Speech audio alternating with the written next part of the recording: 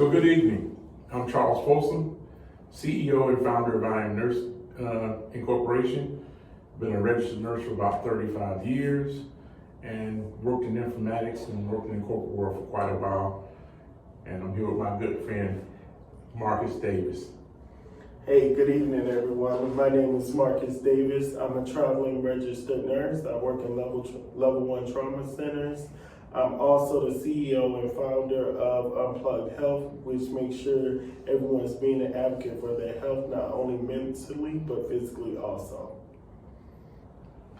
So I guess we could just jump right into the conversation. You know, to preface it, we're looking at many of the health disparities that we face in our communities as far as vulnerable communities, communities of color. But one of the primary things that we face that really goes unrecognized, untreated, is the mental health aspect, right? And so I guess my first question for you in your practice is, where do you see the gaps in emergency care when it comes to treating mental health? Well, I want to say that right now, especially since after COVID, you see that there is abundance of patients that are reporting to the emergency room, which you can coincide that with the doctors and the staff ratios. And unfortunately, there's not enough staff to the amount of patients who've reported to the emergency room. So when we talk about mental health, the doctors are doing what we call, of course, the focus assessment. What are you here for? What's bothering you today? Yeah. And unfortunately, the question, how are you feeling, sometimes go unnoticed. So when it comes to the abundance of patients that we have within the emergency department, no matter where you see it or what area you live in, unfortunately, there's a lot of mental health that is being, I would guess, not being tracked or being treated because it's going unnoticed because the abundance amount of patients that are reporting to the ER. The doctors are overwhelmed, the nurses are overwhelmed, the staff is overwhelmed. So you can imagine when that doctor has 20 to 30 patients to get rounded on, and that nurse has 6 to 7 patients to give medications to, and that assessment has to be in. You know, we have to go back to a time where doctors had the time to sit down at the bedside and talk to the patient and ask, are you okay? How are you feeling today? Or what is it that I can do for you? Or find you the resources that you need. Yeah. It's just an overwhelming number of people. I've noticed as an ER nurse that come into the ER and I can ask, hey, how's your headache? But they're like, yeah, I've been having this headache for a week. You know, doctors may say, let's draw some blood work. But the real question is, how's your anxiety? Are you having any stresses at home? You know? So when you see families that come in, they have patients who have mental health issues, and when they leave, number one, is the emergency department the right place to really diagnose and treat mental health? We know that's probably a no, but the reluctance of Black males to really identify that they have mental health issues, number one, in our culture, that's usually very rare. And number two, their family to get them any type of preventative or prophylactic treatment prior to having episodes of crisis. So in the ER, are you guys sending them to the right resources, or is there a need for more resources to be available to them in the community? Or in your particular role, is there a place that they can phone them to where there's like a one-stop shop to kind of get them on the right path to identifying the issue, getting treatment for the issue, and then follow up and support? Well, we know, we have seen with overwhelming numbers that psych facilities are overwhelmed with beds. If there's an available bed, there's probably hundreds of miles away from the hospital or the local area, and people are not adamant to go for treatment or to admit that there's psych issues if they're feeling as though they're going to be shipped off as if they're going to jail or incarcerated. So I think what I've seen from my perspective is that individuals are coming in, but they're scared to admit the psych part. And I think where it is that we do have an avenue or where the social workers can step in or the case management can step in, but it's it's deemed as stereotypical. Yeah, that's where the crazy people go, or that's where the psych patients are over medicated, or they're fighting back there, or it's not. And it's sad because people are scared to say, "Hey, I have something going on today. I feel like, I want to shoot myself, or I want to take some medication and not wake up." And I can tell you a story where an African American man told me, he says, "I feel like I'm suicidal at times, but I refuse to come to the ER for it." I said, "Why do you feel like you refuse to come to the ER for your service? If you need the help, because of course the health department is just as overwhelmed as the healthcare system." He said, "Because the last time I seen somebody do that, they strapped them down and they put them in a room and they put them in handcuffs, and they had 2 officers standing there, and they had a nurse standing there with medication, and they put medication in his arm, and next thing you know, he was in behind a glass door." And he said, all because he was angry, he had self-inflicting issues in his mind. And I said to him, I said, "I'm sorry you witnessed that, but that's not everyone's case." But because he saw that, he associated that with that. And I think education is another big avenue where we have to push for mental health and what exactly happens. And I talked him through the process. I said, "Listen, this is what's going to happen once you admit that you're suicidal. This is who I'm going to get you in touch with. And this is going to be the next steps to make sure that you're safe. Our goal is to make sure that once you go back out in the community, you won't inflict harm on anyone or yourself." So I think when we go back to that avenue, we have to talk about the aspect that education and educating the people is very important when it comes to mental health and when seeking help within emergency departments. So there seems to be a gray line that mental health patients that come in for treatment in many cases end up being incarcerated because of the actions that they might be going through or exhibiting for mental health issues are interpreted as violence in our society. Right. Okay. So that's a big issue then. Yes, it's a very overwhelming issue because I can tell you, for me, and exactly when I started diving into looking into services that should be offered, especially to the African American community, it was like overwhelming amounts of patients that come in, number one, that have white coat syndrome, number two, lack the education or the ability to understand what's going on with their health, but number three, the comfortability. Because you know how it feels. We deem the terminology as like stupid. Like we don't want to feel stupid. We don't want to look crazy. We don't want to look like we're overwhelming the doctor with our questions. But it's like, where do you go once you get your discharge paper? 9 times out of 10, they give you a stack of paper. They take your IV out. You go home and that paper end up on your countertop or in the garbage. How likely are you to go look at that paper and say, well, he did say follow this diet, or he did say my pressure reached this point. Nope, as soon as you feel something wrong, let me get back in the car, drive back up there and see that same doctor. I'm back again. And he's like, well, why are you back? He or she is like, why are you back? Did you read your discharge paperwork? Did you follow the number on your paper? We have to ask those questions. Number one question should be, can you read? Yeah. Can you write? Yeah. Do you understand what I explained to you? And with overwhelming numbers, again, we go back to the amount of people who are reporting to the ER. Do you think that doctor has 30 to 45 minutes to ask those questions? Because if your response is, I can't read, the next response is, I'm going to pass the buck to a social worker. And that social worker is going to pass the buck to a community health center that's going to pass your number to a database that somebody's supposed to call you back, and it's like, did your phone ring? Yeah, it never gets done. It never gets done. It's just, we deem it as a system to say, we took care of it. We checked the box.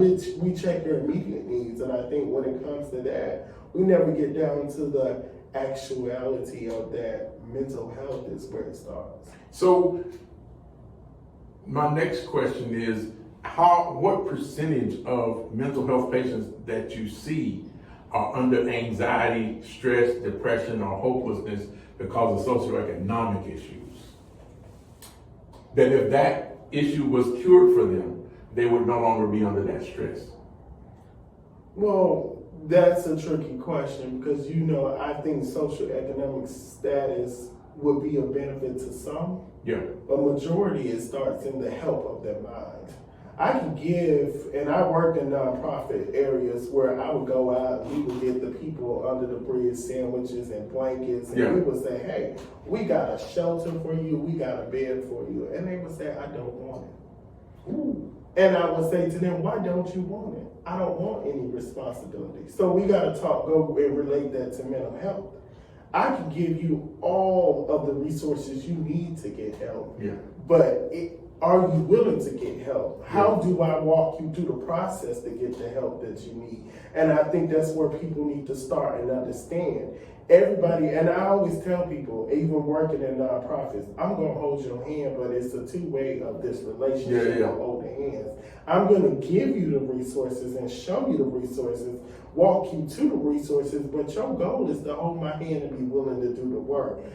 They always say you can't save everybody, but the goal is to save somebody. And you know, I think that's what we have to do in mental health. We always have to save somebody. Okay. So when you look at in the creative and development part or phase of Unplugged Health, how do you think, what's really the mission and goal of your organization? My goal of Unplugged Health is to touch the untouched populations. I've realized in looking and working in nonprofit sectors and being a nurse myself, everybody who has the revenue to put into the resources really are the ones that are seeking the resources. The resources start in that frontline work. Just like when we started thinking about healthcare workers, everybody had an idea of what the hospital was, but they didn't realize what doctors and nurses do. Until the pandemic hit, and then they were like, wow, these people have a lot going on. You know, they say you can walk, you know how to walk on shoes, but you can't say you walked there until you actually put them on. So I think in mental health, people have to understand, like, you know, overwhelming numbers, Unplugged Health is here to walk in your shoes and walk with you with those shoes. We're here to guide you, help you find resources and talk about it.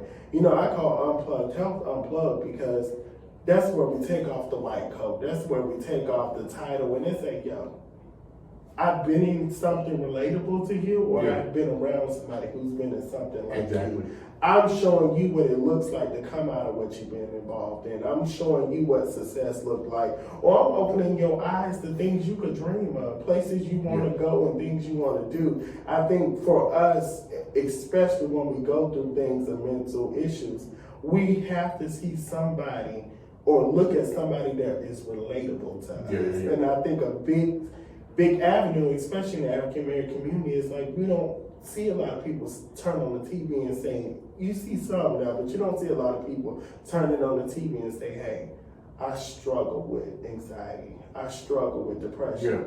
We see people turning on the TV and looking at social media and all they see is Mercedes-Benz, music videos, basketball, football teams, VMAs, BT Awards, but you don't see a lot of people saying, hey, I'm depressed. Hey, today's not a good day. Hey, today I'm not feeling like myself. Today I want to kill myself. And I think it's time that we go to the forefront of what it really is. We have to put back the revenue in the communities that really need it, because these are the communities that actually support these rappers, football players, communities, you know, they'll spend their last dollar on a football game before they put it towards some therapy, you know? So I want Unplugged Health to be the space to remind people, hey, you can be an advocate for your health, and it starts with your mental, you know? How do you get people to understand the importance of investing in ourselves? That's one of the biggest challenges. When I was at Georgetown, I had a professor, I wrote a paper on cardiovascular disease in African American community, and he said it's prevalent because you don't invest in yourselves. I was offended, I thought he was a racist, and then I had to come back and I go, well, no, he was correct. Because at the end of the day, there's a ton of information out there, but we tend not to look at the equities that we acquire in life. Everything in life is an equity, whether you buy a car or a house or whatever it is, what will be the value of it in the future? So we go to the store and mama buy and eat bacon for 80 years and smoke cigarettes and, you know, dip snuff and all this stuff, right? And then she has a cardiovascular event and she goes to the hospital and they go, oh, you gotta save her. But she's been eating Little Debbie's and all these things that clog her arteries, right? Because she makes no investment in the things that she ingests. She makes no investment in the time that she spends walking or gardening. We're not doing things that we know are not, we do a lot of things that are not in our best interest. So how do we overcome, and how do you get families to overcome that hurdle to say, hey, listen, I know I got a family member that's a little off. I know I got a family member that's going through struggles. We got to have those crucial conversations, and we got to start investing in ourselves. We have to be our brother's keeper. And I see a lot of it in my industry, and I'm wondering, with mental health having the stigma that it does, especially in our communities, how do you plan to overcome that? Well, I'm gonna handle it just like ER level 1 trauma nursing. Assessment. Yeah. The first thing we have to do is assess the situation.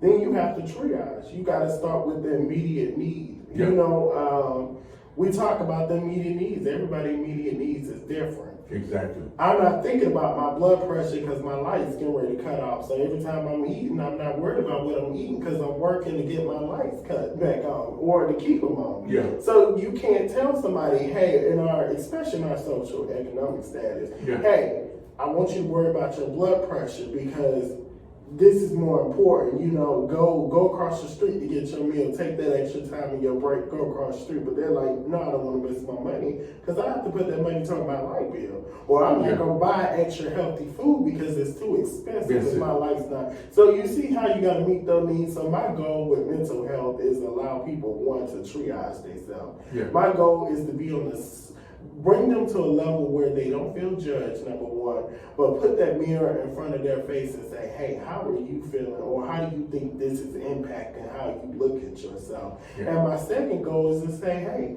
what resources can we put together in my organization to make sure that you can focus on that mirror? Where can I help you find resources that helps you pay for your lights? Where can I find you resources that help your children with tutoring? Where can I help you find those resources that says, hey, we'll help you with a program that'll pick your kids up and allow you to work certain hours to help you take care of those kids and take care of your mental health? My goal is to make sure that people are being an advocate for their health. And with being an advocate, I mean, we got a lot of resources out here, and I think we have to do it as a community. We have to do it as a village. If one fail, we all fail. That's my dream. Yeah.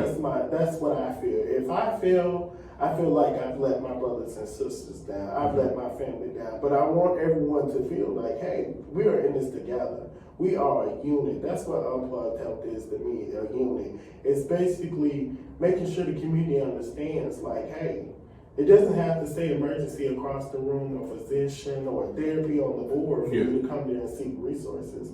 Unplugged Health is just that resources where I feel as though people could come and just let it out. You know, let it out. Let's start somewhere. Let's start with the triage and assessment. How great of a need are you in? Like, how much in need are you of, you know, getting help with your mental health or getting help with your social economic status, or where can we start to make sure that your needs are met in order to, you know, continue on? Because I think where it starts in mental health is we feel alone.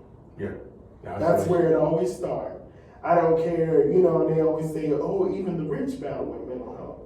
Because I think what it is that you have to pick that mirror up. Somebody has to put that mirror in your face and say, hey, why don't you feel like you're worthy?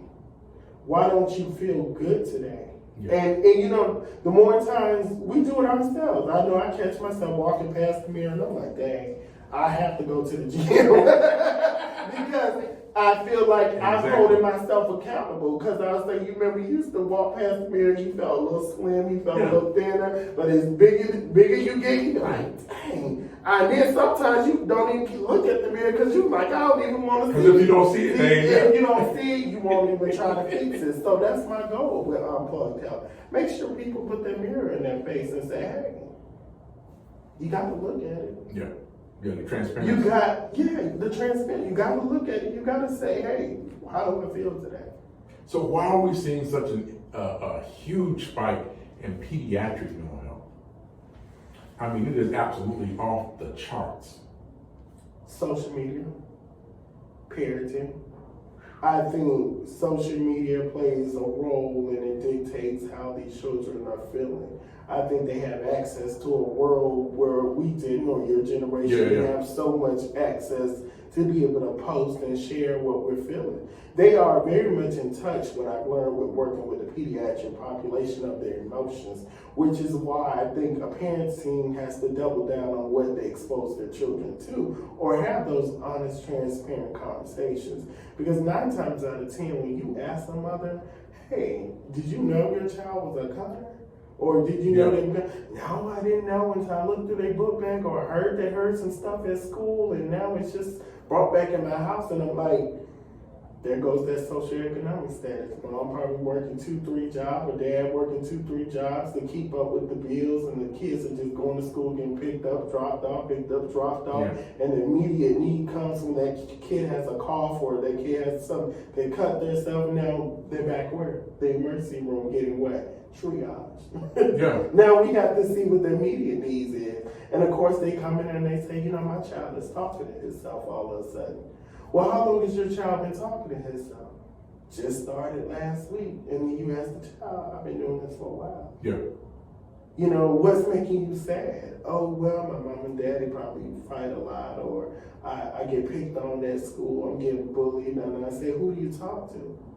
Well, everybody's so busy, or nobody has time for me. Or so what do you do 9 times out of 10? You act out for attention, or you start to do behaviors that trigger mental health awareness. Like, oh, this child's cutting themselves, they're talking to themselves, they're not attending class, they're falling asleep in class. You know, you start to look at those things. You're fatigued because you're depressed. You have a lot of anxiety. You don't want to participate or do class participation because you're emotionally displaced. And I think that's where we have to start refocusing our attention of saying, let's triage it. Let's have those open conversations with the kids where they say, hey, you know, the parents say, hey, how are you feeling today? And really understand how they are feeling. Because I see so many that have depression, hopelessness. And one of my theories is that because social media is unfiltered, it's like drinking from a water hydrant, right?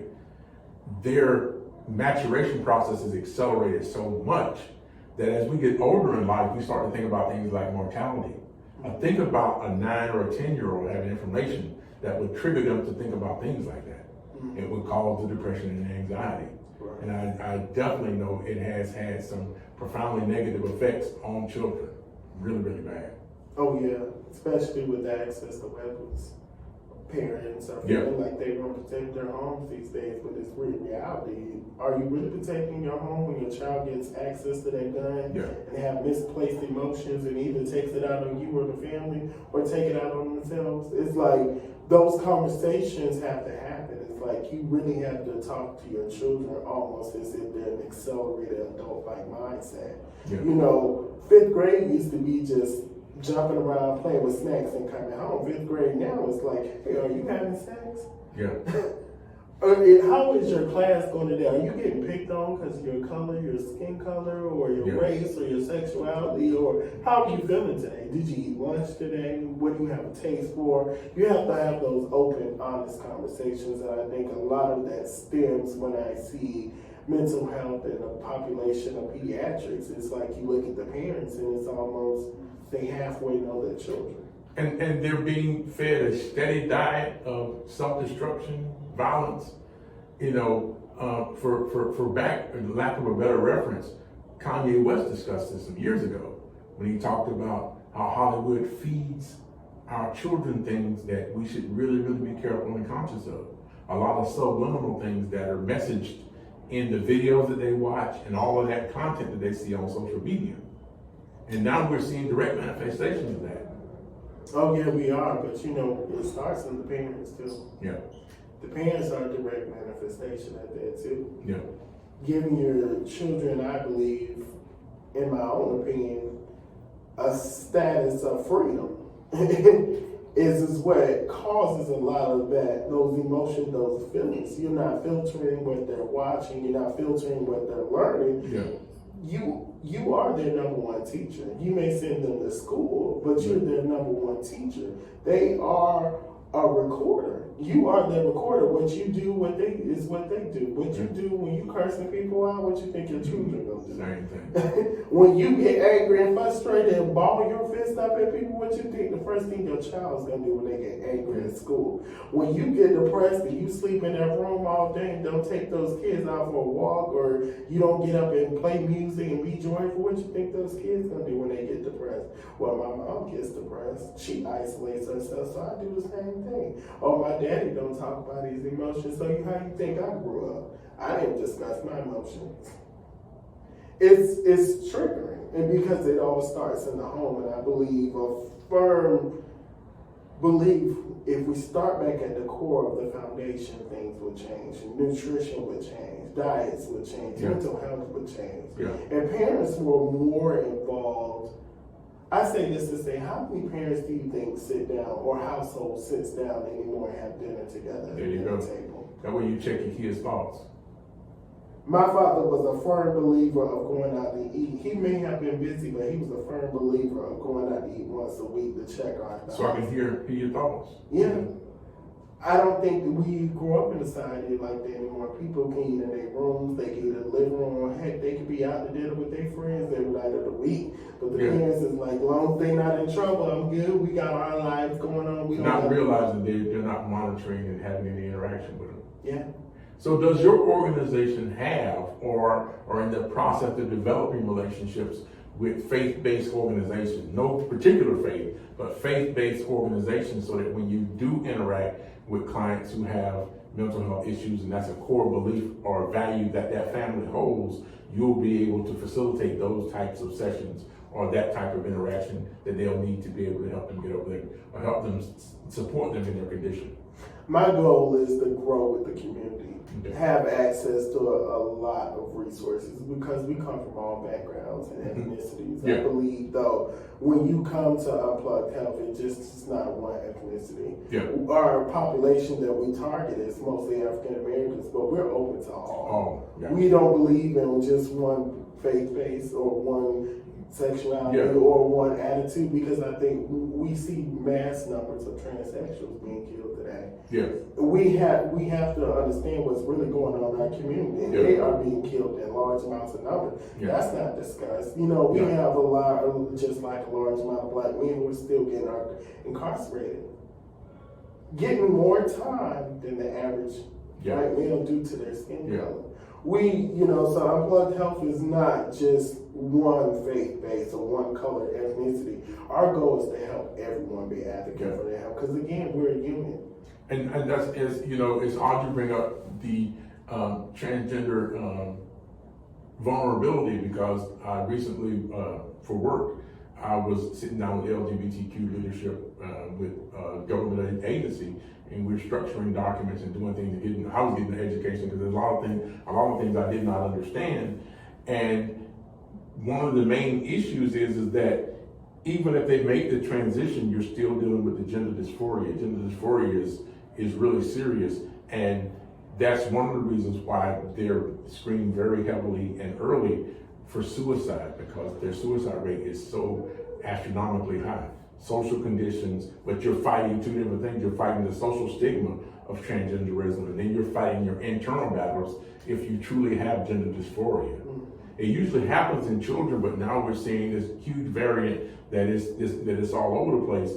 While you support them, you're also facilitating making sure that they're okay, though. Yes. They're okay. I think working with the health department, I learned a lot about it, even having transgenders within my family. I come from a Southern Baptist family, Christian-based family, and I can tell you that a lot of judgment was passed in that area too. And with judgment comes isolation. So there's when the separation happened, and there's when the anxiety took place, but there's where the re-education needed to take place within that gap. You have to reorder people to say, hey, we are a unit. What does it matter with their sexuality or what they want to be? Their involvement in the community is what we need to be worried about. How do you want to make a change within the community, not because of who they are or what they are? I think we have to restructure our thought process, because that's where we're seeing the suicide. because of isolation. People are feeling left out, or people feel like because I have a certain kind of disparity or something wrong with me, or if there is anything wrong with them, they feel as though I'm going to be judged. Yeah. Instead of somebody grabbing them and saying, love is regardless. Love is unconditional. And our community has been known for being super judgmental, and it's just historically, that's just unfortunately that's the way it is. And the thing that I say is, even if I don't 100% agree with somebody's decision on what they do or what they don't do, at the end of the day, as a human being and as a person of spirituality, my love for them as a human being is unwavering. My love for their safety and well-being is unwavering, and it should be unwavering. And that's where I think our community gets into a lot of things. Well, if I judge you, you get what you deserve. No, that's not the way God treats us. So why would you want to wish that upon someone else? So I definitely feel you in that regard. Yeah. But I would definitely push your organization to make sure that once all those physical needs are met, that crucial conversation and sitting down with them to make sure that mentally they're really okay and that they really got the people around them that's going to give them support and love and then be able to reach out, that's huge for them. Yeah. That's huge. Because I have it in my family as well. I believe the government has all the resources. The community has all the resources. It's going to the wrong places. To meet those socioeconomic statuses, but I think we have to restructure what we're doing in the community to make sure it's in our face. Absolutely. The same way they put voting in our face, the same way they put sexual abortions in our face, the same way they do that, we need to go and put mental health in our face. It needs to be curriculums in school that talk about mental health. There needs to be curriculums about socioeconomic status. It needs to be curriculums to talk about where to go for resources. I think that's where it starts, because we have access to internet. Someone told me at work, the best thing to make people miss something, what's put it in a book. They won't read. Write it down. People will not know what to Google, how to Google, where to look for. And I think it goes to say a lot of people who have the resources are filled at capacity. Yeah. With people that are trying to help. So we have to expand. Yeah. And you have to work as a village. I think some people are afraid for new facilities to be open. Like, they're going to try to put us out of business. No, it takes a village to do this. Yeah, it does. What you don't have, we have. What you don't do, what they can do. What we can't do, y'all can do. But it takes a village to do this. But we have to create our own ecosystem, and that's what we historically have not done. Just like the conversation we had with Dr. Best earlier, is that, experiencing slavery and Willie Lynch and him giving them a strategy to make us not trust each other has been the biggest detriment to Black people in America. That and integration. Integration really hurt us because it took us from creating our own cities and our own ecosystems within the country, like the Asians and other nationalities did, and traded with each other, and now we don't do that. And when you don't do that, you cannot have any community wealth. You can't have any wealth in a country. We spend almost every dollar outside of our community, and that's a problem. And we gotta reasonably look at the resources that we have. Like you said, they're there, but they're not getting to the granular level and to the people that need it the most. Yeah. And that's where organizations like yours and mine, of course, should. That's one of my core mission values, is to be able to make sure that the resources are being applied and put in the right place to the right people, and make sure that they're getting there. Yes. In the community. Yeah. I started what I wanted to start Unplugged Health. I was going to Hollywood. I was going to California a lot, looking at all those big organizations and trying to look at how they got structured. But I had conversations with a lot of them, and they were like, "Where are you from?" And I was like, "I'm from Atlanta." Yeah. It's like, "Oh wow, they need that in the South." Yeah. Because we feel as though people in California who have these issues have the money to get these resources. But you talk about in the South. You talk about we're talking about the South, close to the Bible Belt here. We're talking about Atlanta, South Carolina. We're talking about Georgia and what they say, country folks. We don't know anything about how to locate resources. We know if somebody give it to me, I'll possibly use it. Yeah. But I myself probably won't go get it. or things that we talk about in this house stay in this house. But it's like, we have to understand we can't have that mentality anymore. Yeah. We have to be willing to say, hey, we talked about it, but I think it needs to be someone else that evaluates it, triage it. Somebody has to come in and talk to us and help us out. But you know, I grew up in the South, and God knows I love the South. I think the South has charm, right? But one of our biggest issues is we accept ignorance as knowledge. And when you accept ignorance as knowledge, you create chaos. Yeah. People can't, those who are unsophisticated enough, can't differentiate the garbage from real. Google becomes a doctor versus an experienced expert. Oh yeah, we always say they come to the ER, please don't tell me you've been on Google. Yeah. Because you're going to think it's cancer or brain. Yeah. And you might not even realize it's normal. Yeah. Right? Right. And but culturally, that's a big barrier we have to overcome. And it's a fight. People in California tend to be more progressive, more evidence-based, and that's, you know, and that's the reason why everybody's making the rush to get the money, but not many people are making the rush to make sure that the money is applied appropriately to meet the needs of the community. Mm-hmm. And that's where the failure occurs. And people are doing it as businesses, not the passion. Oh yes, I think that's what triggered me to start Unplugged. Yeah. You know, I was working in a lot of different nonprofit sectors, and like we discussed before, I said, you know what?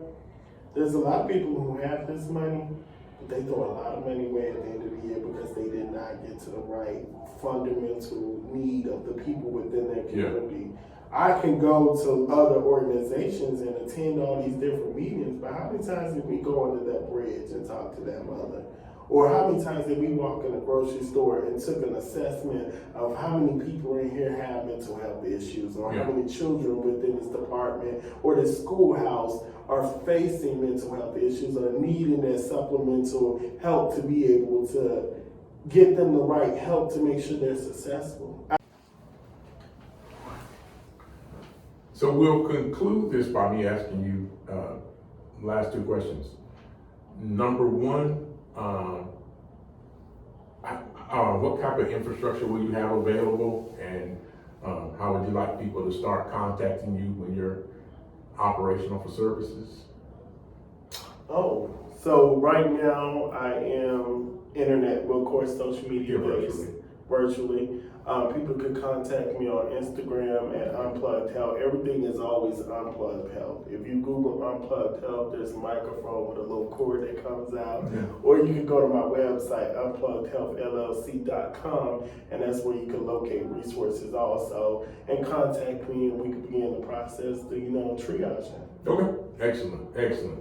And lastly, what would you tell the Black family that has the family member that they haven't officially identified as mental health, but they're suspecting mental health issues? One, I say don't be judgmental. Open up your heart, but open up your mind. Because go past what you already know and go with what you think you should be getting to know, education. Go into it with an open mind, and I think an open heart. And I think if you open your mind and you open your heart, sometimes you'll get a better result.